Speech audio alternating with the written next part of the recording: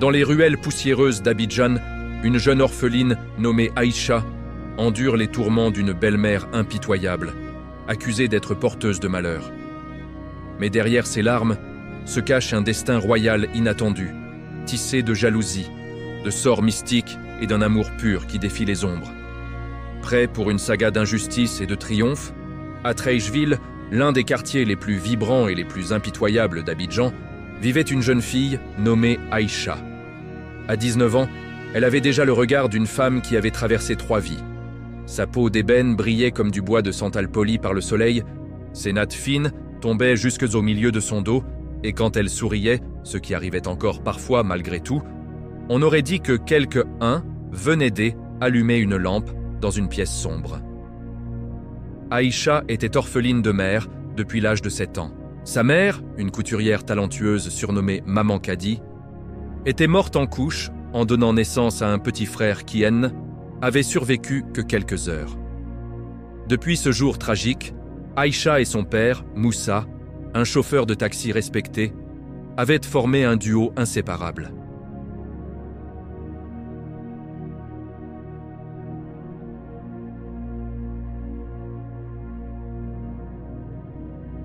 Mais la vie, cruelle conteuse, adore briser les promesses les plus solides. Un soir de décembre, alors que la pluie tambourinait sur les toits en tôle de Treilleville, le taxi de Moussa glissa sur une route inondée à Yopougon. On parla de crevaisons, de freins défaillants, de virages mal pris. Mais dans le quartier, les anciens secouaient la tête en murmurant « C'est pas normal. Quelqu'un a jeté un sort sur cet homme. » Moussa mourut sur le coup. Aïcha, du jour au lendemain, se retrouva seule au monde. Ou presque. Car son père, avant de mourir, avait épousé en seconde noces une femme nommée Fatou, dite Tati Fatou. Un mariage célébré en catimini 6 mois seulement avant l'accident. Personne ne comprenait pourquoi Moussa, si prudent, si attaché à la mémoire de sa première épouse, avait choisi cette femme au regard fuyant et à la voix tranchante comme une lame de rasoir. Tati Fatou arriva donc dans la maison avec ses 2 filles. Mariama, 21 ans, grande, sculpturale, toujours maquillée comme pour un mariage, et Djeneba, 18 ans, petite mais venimeuse, experte en moquerie chuchotée et en coups d'œil assassins.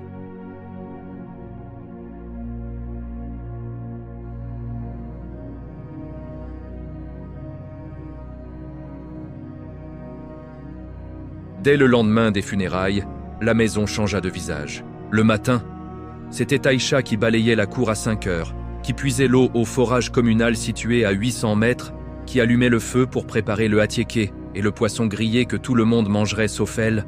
On lui laissait généralement les restes froids de la veille. Pendant ce temps, Mariama et Djeneba dormaient jusqu'à midi, prenaient des selfies devant le miroir en pied, changeaient 3 fois de tenue avant de sortir, faire un tour, et rentraient à la nuit tombée avec des sacs pleins de beignets.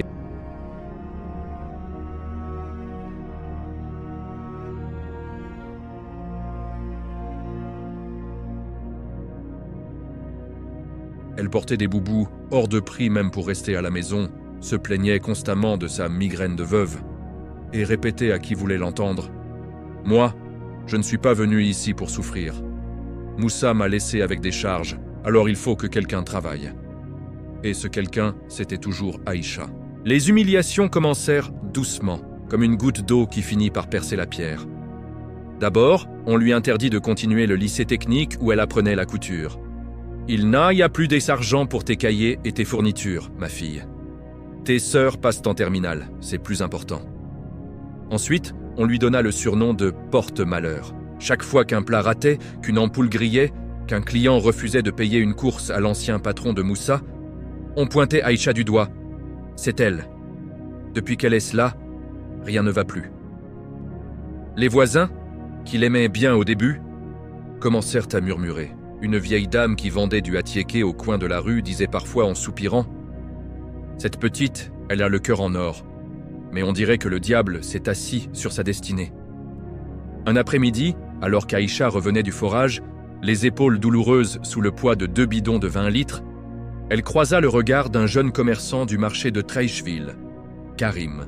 Grand, large d'épaules, toujours souriant, il tenait 3 boutiques de téléphones et d'accessoires électroniques. Tout le quartier le respectait. Il l'avait déjà remarqué plusieurs fois, impressionné par sa discrétion et sa façon polie de saluer même les plus vieux. Ce jour-là, il s'approcha d'elle. « Aïcha, c'est bien toi, hein ?» Elle baissa les yeux, gênée par ses habits trempés de sueur et ses tongs usés. « Oui, patron Karim. » Il sourit doucement. « Arrête de m'appeler patron. Je m'appelle Karim. Dis-moi, est-ce que tu vas bien ?» Elle haussa les épaules, un sourire triste au coin des lèvres. « La vie passe, c'est tout. » Il hésita puis ajouta « Écoute, je ne veux pas te déranger, mais si un jour tu as besoin de parler, ou même juste de quelqu'un qui t'écoute sans juger, tu sais où me trouver. » Aïcha sentit une chaleur monter dans sa poitrine, la première depuis des mois. Elle murmura un « merci » presque inaudible et s'éloigna rapidement, le cœur battant. Mais Tati Fatou avait tout vu depuis la fenêtre. Ce soir-là, quand Aïcha rentra, la maison était étrangement silencieuse. Tati Fatou l'attendait assise sur une chaise en plastique au milieu de la cour, les bras croisés, le regard noir. « Approche, petite. » Aïcha obéit, le seau toujours sur la tête. « On t'a vu parler avec Karim tout à l'heure. » Aïcha sentit son estomac se nouer. « C'était juste, il m'a salué. » Tati Fatou éclata d'un rire sec. « Salué? Tu crois que je suis aveugle? Ce garçon est riche. Très riche. Et toi? Toi, tu n'es rien. Tu crois qu'un homme comme lui va être intéressé à une boniche qui sent la sueur et le charbon ?» Les larmes montèrent aux yeux d'Aïcha, mais elle les ravala. « Je n'ai rien demandé, Tati. Et tu ne demanderas rien. Parce que si jamais je te vois encore tourner autour de lui, je te jure sur la tombe de ta mère que tu vas regretter d'être né. » Mariama et Djeneba, assises sur le perron, ricanèrent en chœur. « Elle rêve du prince charmant la boniche, » lança Djeneba. « Laisse tomber, elle va finir vieille fille avec ses bidons d'eau, » ajouta Mariama en se limant les ongles. Tati Fatou se leva lentement, s'approcha d'Aïcha et lui arracha le seau des mains. L'eau se répandit sur le sol. « Puisque tu aimes tant parler aux hommes, tu vas dormir dehors cette nuit, avec les chiens. Peut-être qu'ils te trouveront plus intéressante que nous. » Aïcha resta figée. Elle regarda la maison de son père, puis le portail rouillé. Sans un mot, elle ramassa sa natte usée, la posa contre le mur extérieur et s'allongea sur le ciment froid. Cette nuit-là, pour la première fois, elle pleura sans retenue. Mais ce qu'elle ignorait, c'est que Tati Fatou n'en avait pas fini avec elle. Le lendemain matin, très tôt, avant même que le coq du quartier ne chante, Tati Fatou quitta la maison discrètement. Elle traversa plusieurs ruelles jusqu'à un petit quartier caché derrière le dépôt pétrolier, là où vivent ceux que la CRO on consulte quand on veut que la vie de quelqu'un bascule dans l'aite ombre. Elle frappa à une porte en tôle. Un vieil homme au visage scarifié ouvrit. On l'appelait Papa Zézé le marabout. Il la fit entrer sans un mot. Assise sur une natte sale, Tati Fatou parla longtemps, les yeux brillants de haine. « Je veux qu'un mal la suive, partout, jour et nuit. Quelque chose qui la rende répugnante aux yeux de tous, surtout aux yeux des hommes, surtout aux yeux de Karim. » Papa Zézé la fixa longuement. « C'est grave ce que tu demandes, Fatou. Le mal que tu envoies finit toujours par revenir. Je m'en fiche, je paye ce qu'il faut. » Il soupira puis sortit une petite calebasse, des racines noires, des plumes de vautour, une mèche de cheveux qu'il avait demandé à Tati Fatou la semaine précédente. Une mèche volée sur les oreillers d'Aïcha pendant son sommeil. Il murmura des incantations pendant près d'1 heure. Puis il tendit à Fatou un petit sachet de poudre rouge sombre. « Souffle ça là où elle dort. Dès demain, ce qui la suivra ne la quittera plus. Les gens la verront comme une pestiférée. Mais souviens-toi, quand le lien sera brisé par quelqu'un de plus fort, c'est toi qui paieras le prix. » Tati Fatou sourit. Ça n'arrivera jamais. Cette nuit-là, pendant qu'Aïcha dormait dehors, recroquevillée sous sa natte trouée, Tati Fatou s'approcha sur la pointe des pieds. Elle ouvrit le sachet et souffla la poudre autour du corps endormi de sa belle-fille. Un vent froid traversa soudain la cour. Aïcha frissonna dans son sommeil, mais ne se réveilla pas. Le lendemain matin, quand elle ouvrit les yeux, un énorme chien noir, maigre, aux côtes saillantes et aux yeux rouges comme des braises, était assis à 2 mètres d'elle. Il la fixait sans ciller. Elle se leva doucement. Le chien se leva aussi. Elle fit un pas vers le portail. Le chien la suivit. Elle s'arrêta. Il s'arrêta. Aïcha sentit un frisson glacé lui remonter l'échine. Elle murmura « Mon Dieu, qu'est-ce que c'est que ça ?» Et quelque part, dans l'ombre de la maison, Tati Fatou souriait. Les ennuis ne faisaient que commencer. « Et toi, tu en penses quoi jusqu'ici ?» Le soleil se leva sur Trècheville comme un juge implacable. Ses rayons orangés perçant les nuages de poussière levés par les mototaxis qui pétaradaient déjà dans les ruelles étroites. Aïcha, les yeux gonflés par une nuit blanche sur le ciment dur, se redressa lentement. Le chien noir était toujours là, immobile à quelques pas, ses yeux injectés de sang fixés sur elle comme s'il la connaissait depuis toujours. Ses crocs jaunis luisaient légèrement, et une odeur musquée, presque surnaturelle, émanait de son pelage hirsute et couvert de plaies. « Va-t'en » murmura Aïcha d'une voix tremblante en ramassant un caillou. Elle le lança mollement vers l'animal. Le chien ne broncha pas. Il se contenta de grogner bas, un son guttural qui fit frissonner la jeune fille jusqu'aux os. Résignée, elle se leva, épousseta son pagne déchiré et se dirigea vers le forage communal, son seau vide à la main. Le chien la suivit, trottinant à 1 mètre derrière elle, fidèle comme une ombre maudite. Au forage, la scène était la même tous les matins. Une vingtaine de femmes et de filles, pagnes relevés jusqu'aux genoux, discutaient à voix haute en pompant l'eau trouble qui coulait en filets intermittents. Les rires fusaient sur les derniers potins, qui avaient trompé son mari avec le maçon du quartier qui vendait du faux attiéké au marché. Mais ce matin-là, quand Aïcha s'approcha, un silence pesant tomba comme une chape de plomb. « Hé, regardez qui voilà !» siffla d'abord Fatime, une vendeuse de garba aux hanches larges et à la langue acérée. Ses yeux passèrent d'Aïcha au chien, puis revinrent sur la jeune fille. « C'est quoi ce monstre qui te colle au basque, Aïcha ? T'as fait un pacte avec les génies de la lagune ou quoi ?» Les autres femmes se signèrent, discrètement, certaines crachant par terre pour conjurer le mauvais sort. Aïcha sentit ses joues s'enflammer. « Mais non, Fatime, je sais pas d'où il sort. Il m'a suivi cette nuit, c'est tout. » « Suivi ?» ricana une autre, maman Adjo, la couturière qui avait connu la mère d'Aïcha. « Ma fille, un chien comme ça, c'est pas un chien normal. C'est un esprit. Ton père est mort dans un accident bizarre, ta mère avant lui. Et maintenant ça ? T'es marquée, petite. Porte malheur. » Le chien s'assit à ses pieds pendant qu'elle remplissait son seau, indifférent aux insultes et aux jets de pierre que les enfants du quartier lui lançaient de loin.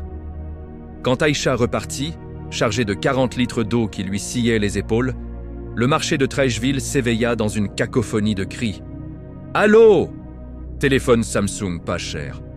Beignet chaud, attiéké frais. Klaxon de Gbaka et moteur de Zemidjan. Mais partout où Aïcha passait, le chien trottinait derrière. Aux étals de fruits, les vendeuses de mangue et des oranges se poussaient du coude. « C'est la fille de Moussa, celle qu'on appelle porte-malheur. Regarde le chien démoniaque. » Chez le boucher, où elle allait parfois chercher des abats pour la sauce, l'homme au tablier ensanglanté refusa net. « Pas aujourd'hui, Aïcha. Ton ombre fait fuir mes clients. Va-t'en avec ton diable. » Aïcha rentra la tête basse, le cœur serré comme dans un étau. À la maison, Tati Fatou l'attendait dans la cour, feignant l'inquiétude devant les voisines assemblées autour d'un thé brûlant. Mariama et Djeneba, perchés sur des chaises en plastique, mâchouillaient des chips importés en se retenant d'éclater de rire. « Aïcha, ma pauvre petite !» soupira Tati Fatou d'une voix mielleuse, en secouant sa tête enveloppée d'un foulard en wax multicolore. « Ce chien... Les gens parlent, tu sais. Ils disent que c'est ton mari spirituel, que t'as un pacte avec les forces des ténèbres. Moi, je prie pour toi tous les soirs, mais... Allah seul sait. » Les voisines hochèrent la tête, compatissantes en surface. « C'est vrai, Tati. J'ai vu le chien la suivre jusqu'au forage. Il ne la lâche pas. C'est pas naturel. » Aïcha lâcha son seau, de l'eau se répandant en flaques boueuses. « Tati, je vous jure, j'ai rien fait. Pourquoi il me suit ? Aidez-moi, s'il vous plaît. » Tati Fatou haussa les épaules, les larmes aux yeux de crocodile. « Moi, qu'est-ce que je peux faire ? C'est peut-être la colère de ton père qui te poursuit, ou ta mère. Qui sait ? En attendant, reste dehors. Je veux pas que ce mal entre dans ma maison et touche mes filles. » Mariama pouffa enfin.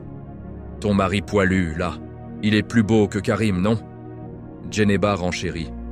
Ouais, avec lui, t'as pas besoin d'homme. Il te protège des riches. Ha ha ha ha.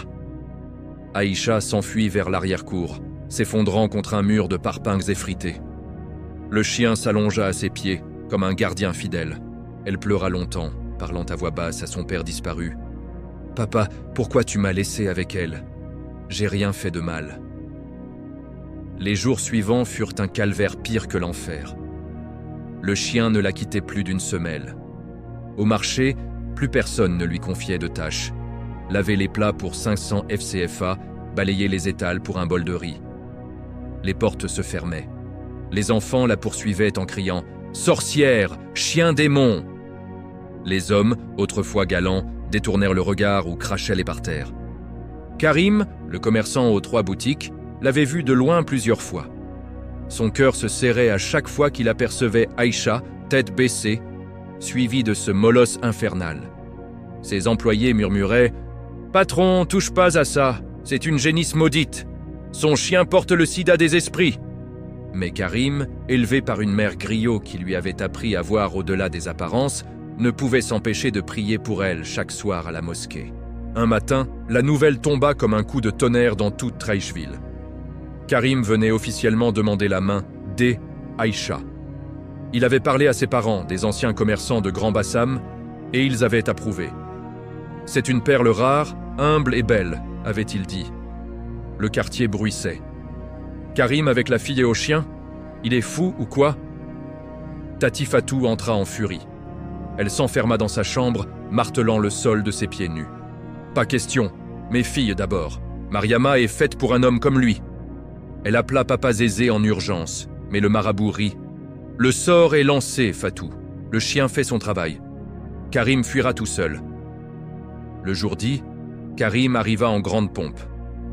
Voiture 4x4 rutilante, grand boubou blanc brodé d'or, famille au complet, oncle, tante, griot avec leur balafon. La cour de la maison se remplit de chaises pliantes, de bassines de jus de bissap et de plateaux d'aloco frits. Les voisins accoururent, curieux. Karim salua respectueusement Tati Fatou. « Ma tante, je viens pour Aïcha, la fille de feu Moussa.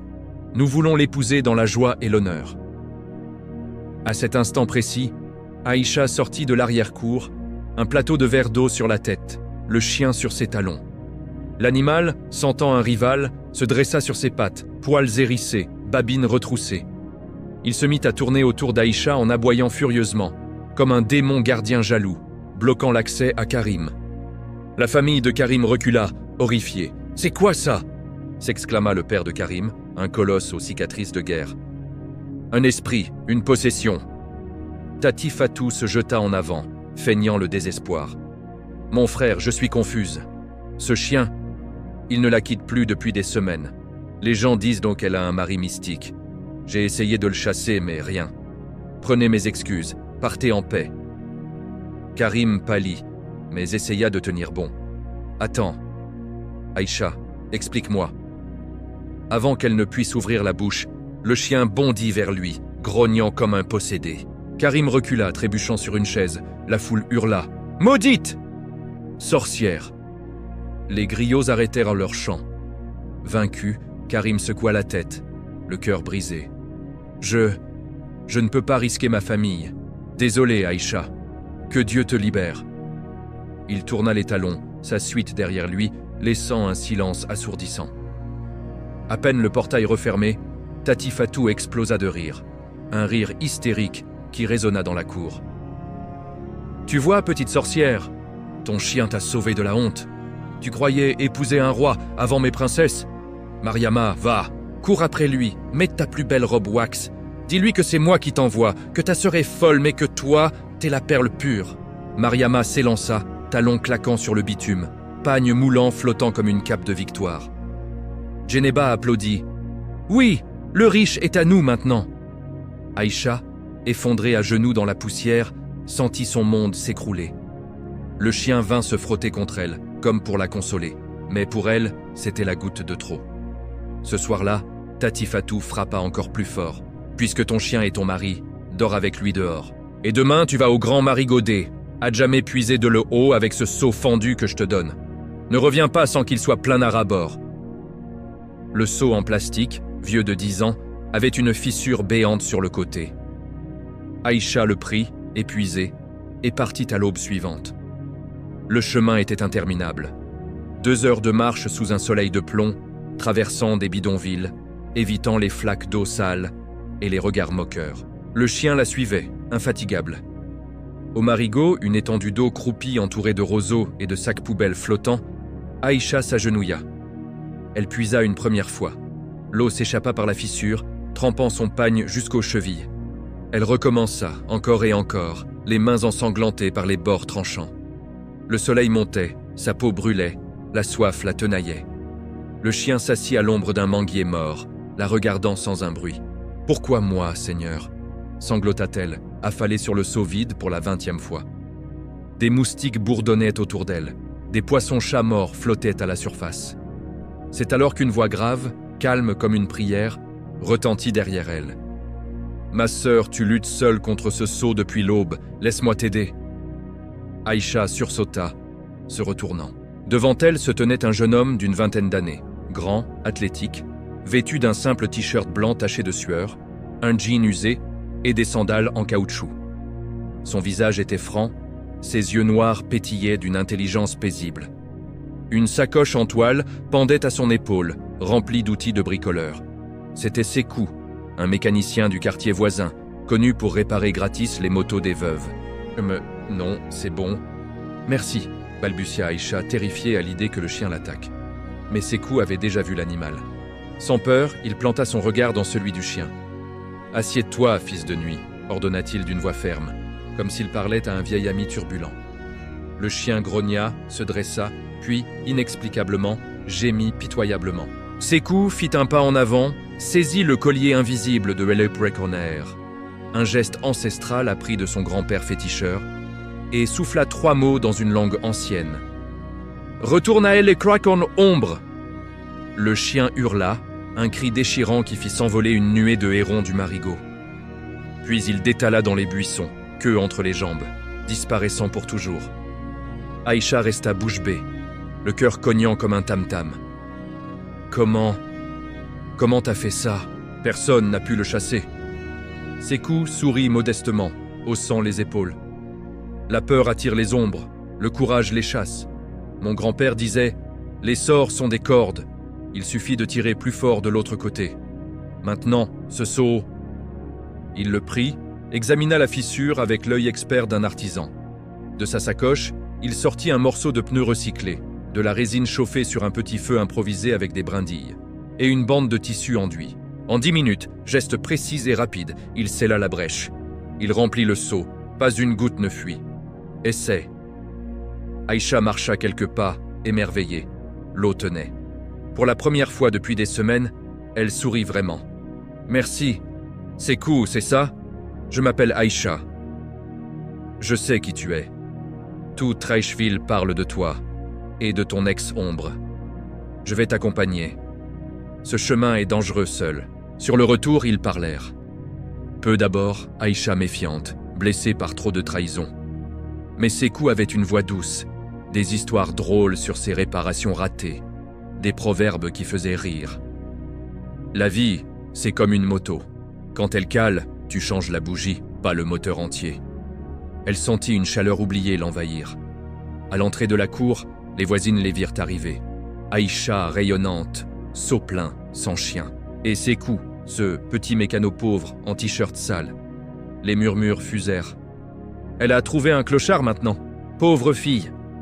Tati Fatou surgit, les poings sur les hanches. C'est quoi ce cirque ? T'as ramené un mendiant à la maison ? Toi, le garçon, dégage. Et toi, Aïcha, tes sœurs se maquillent pour des princes, pas pour des grattes pauvres. Sékou salua poliment. Madame, je ne fais que raccompagner. Que la paix soit sur vous !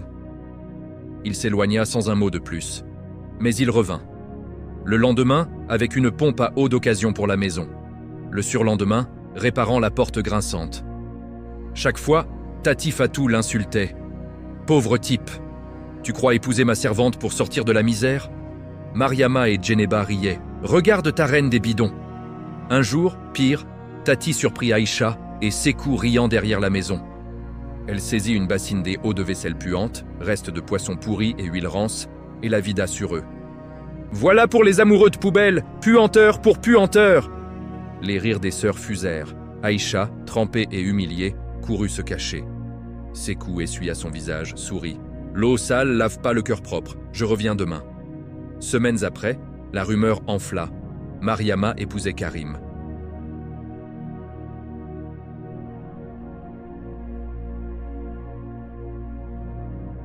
Mariama, reine en basin riche, bijoux en or massif, dansait avec Karim.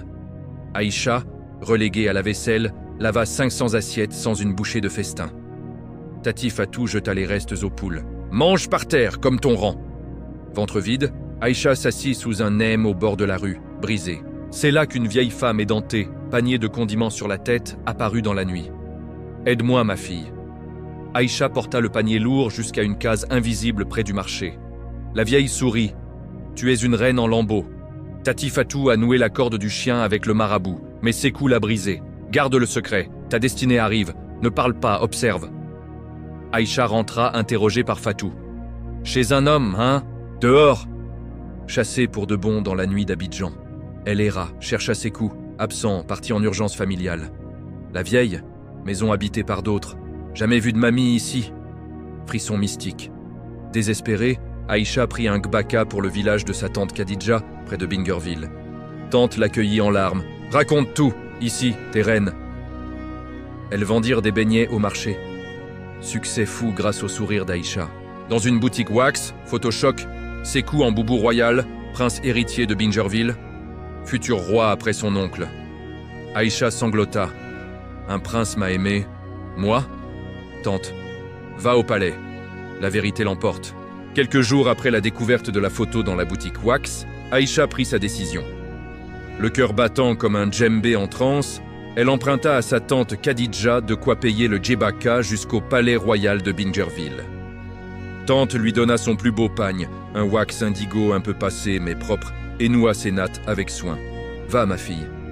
La vérité ne se cache pas éternellement, mais souviens-toi, entre avec dignité, pas avec colère. » Le palais se dressait au bout d'une longue avenue bordée de manguiers centenaires.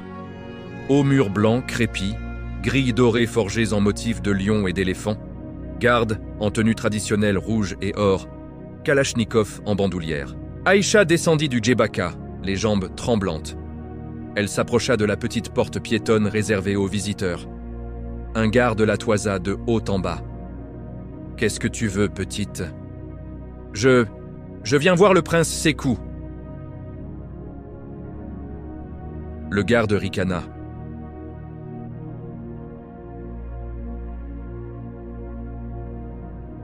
Une lettre. Aïcha baissa les yeux. Non, mais il me connaît.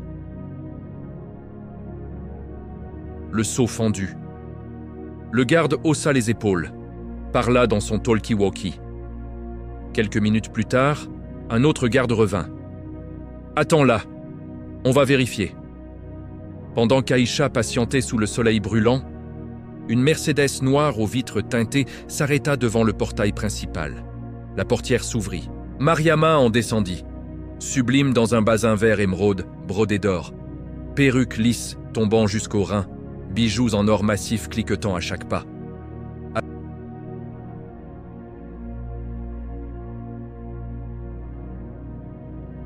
Ils venaient officiellement présenter les respects au futur roi et surtout montrer leur alliance puissante. Mariama aperçut Aïcha près de la grille. Ses yeux s'écarquillèrent, puis un sourire cruel étira ses lèvres peintes en rouge sang. « Eh ben, regardez qui traîne devant le palais, la boniche au chien démoniaque. » Elle parla assez fort pour que les gardes et les passants entendent. Karim fronça les sourcils, mal à l'aise, mais ne dit rien. « T'es venu mendier un boulot de femme de ménage au palais ? Ou t'espères encore voler mon mari ?» continua Mariama en riant. « Regardez-la, pagne usé, tongs cassé. »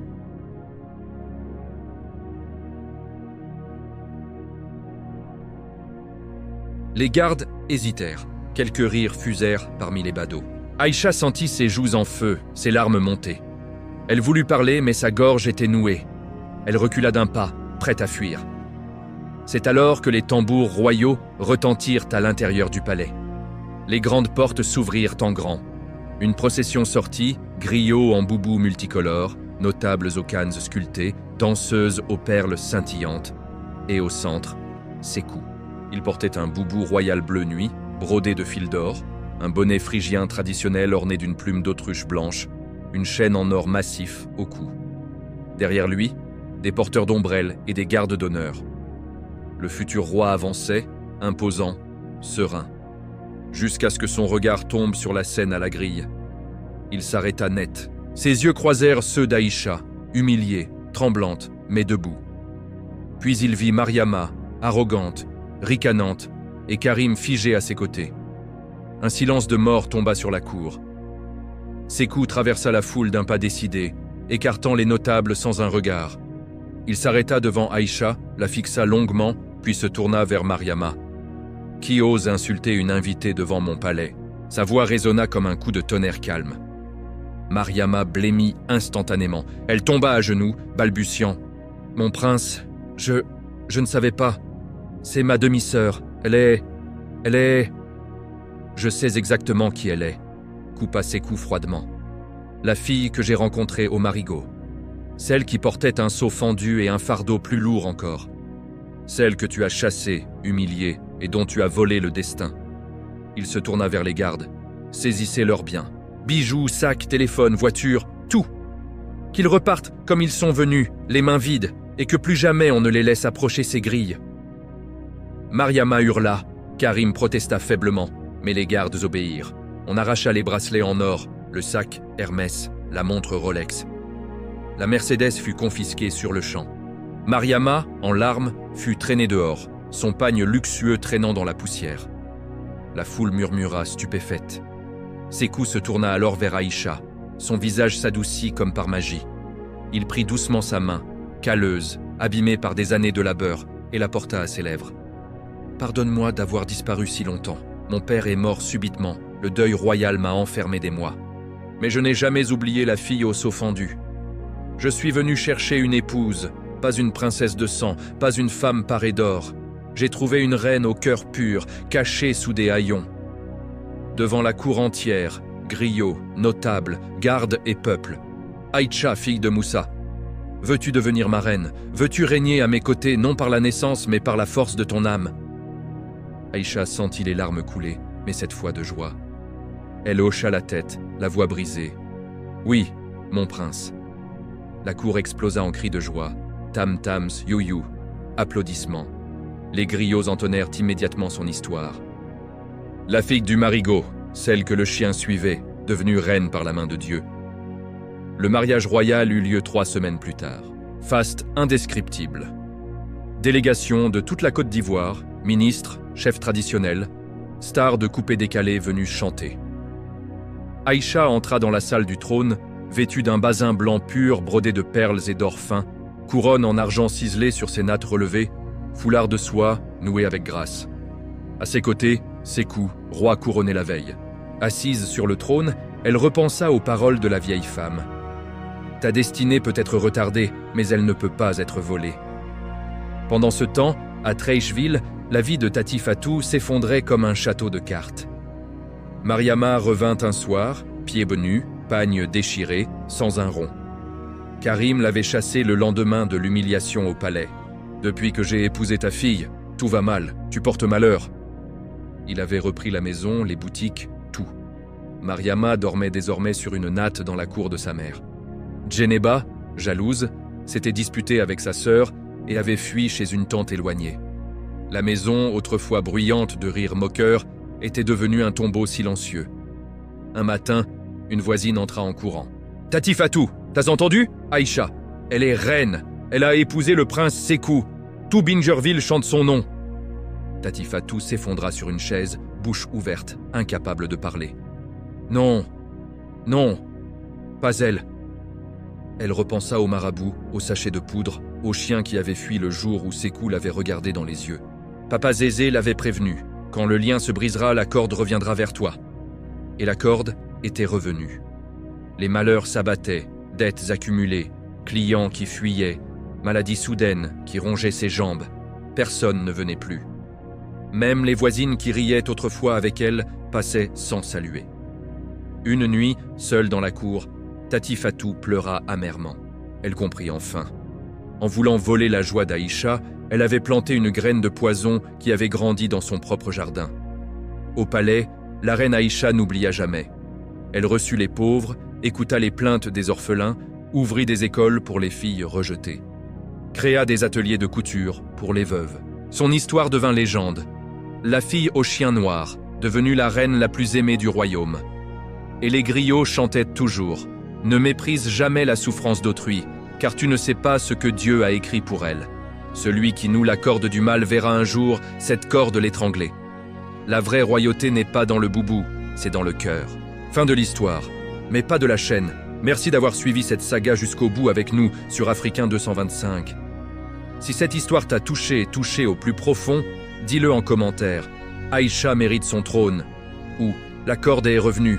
Abonne-toi si ce n'est pas encore fait, like cette vidéo pour la propager. Et active la cloche pour les prochaines histoires vraies et inspirantes qui arrivent bientôt. La prochaine, une veuve qui devient millionnaire grâce à un plantain. Tu vas kiffer.